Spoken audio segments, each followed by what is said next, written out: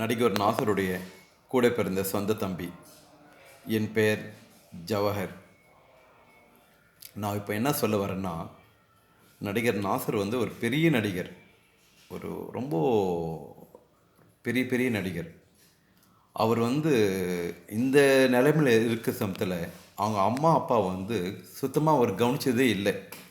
ஒரு 25 வருஷமாக அவங்க என்ன பண்ணுறாங்க, இருக்காங்களா, உயிரோடு இருக்காங்களா, அவங்களுக்கு என்ன பிரச்சனையா, நல்லது கெட்டது எதுக்குமே அவன் பங்கு பெறலை.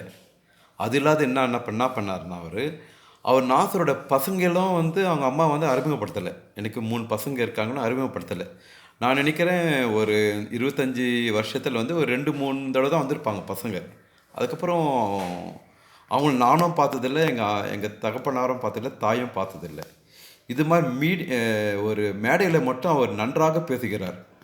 எப்படின்னா ஒரு இலக்கணமாக, ஒரு அன்பாக, ஒரு எளிமையாக பற்றி நிறைய பேசுகிறார். என்ன சொல்ல வரேன்னா, அவ்வளோ அறிவாளி ஏன் அவங்க அம்மா அப்பா கவனிக்கலை, ஒரு பெரிய கேள்வி. ரெண்டாவது இந்த பிரச்சனை எனக்கு ஒரு சின்ன ஒரு வாக்குவாதத்தில் இந்த பிரச்சனை எடுத்து நான் நடிகர் சங்கத்துக்கு போயிருந்தேன்.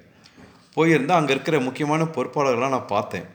ஆனால் அது அவங்க பெரிய விஷயமா எடுத்து கண்டுக்காத என்னை அப்படியே அமுச்சிட்டாங்க. கேட்டால் அவர் நல்லவர் வல்லவர் சொல்லி அனுப்பிச்சிட்டாங்க. எனக்கு ரொம்ப மன உளைச்சலாக இருந்துச்சு. அப்பொழுது நான் ரொம்ப கஷ்டப்பட்டேன், இந்த விஷயத்தை எப்படி யார் கூட பகிர்ந்துக்கணுன்னு.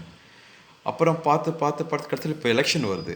இப்போ கமிடா மேடம் கமல் கட்சி சார்பாக மக்கள் நீதி மையத்தில் மத்திய சென்னையில் நிற்கிறாங்க.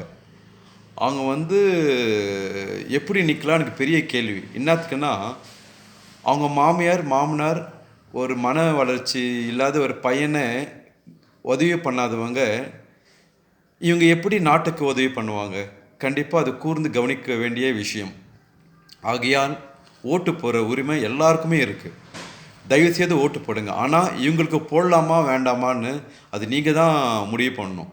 இதை பற்றி நான் பத்திரிகை சந்திப்பில் நான் தெளிவாக சொல்ல போகிறேன். நான் இப்போது சின்னதாக ஒரு மெசேஜ் அனுப்புகிறேன்.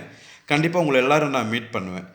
ஆக்சுவலாக நீங்கள் கண்டிப்பாக ஓட்டு போடுங்க. ஓட்டு எல்லாருக்கும் உரிமை. ஆனால் அவங்களுக்கு ஓட்டு போடணுமா, உண்மையாக நீங்கள் தாய் தந்தை மேலே உண்மையாக நீங்கள் நேசிக்கிறீங்கன்னா, இதை பார்த்துட்டு நான் பேசுனதை பார்த்துட்டு தயவுசெய்து நீங்கள் தான் யோசித்து நல்லா முடிவு பண்ணணும். நீங்கள்லாம் என் கூட இருப்பீங்கன்னு நினைக்கிறேன். வணக்கம்.